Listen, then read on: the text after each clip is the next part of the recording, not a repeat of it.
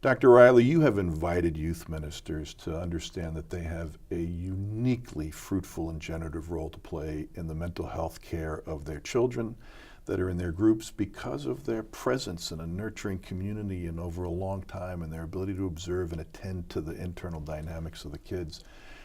But I think that when we invite youth ministers to take care of and be responsible for attending to these issues, most of us are going to think, I'm not trained to diagnose. I'm not trained to intervene. I'm not trained to prescribe. I'm not trained to care for. I'm getting a little overwhelmed by the invitation to participate in this. Help us understand how you see the role of youth ministers and the limits of the waterfront of what they should be expected to do.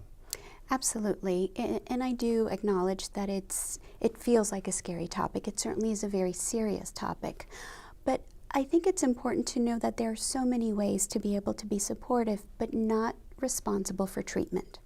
And in fact, I'm inviting the youth ministers to be able to hold a safe space for the kids, but by no means should they feel like they have to do risk assessments or conduct therapy or determine what kind of services would be more appropriate for children. Indeed, that is something that mental health practitioners can help with.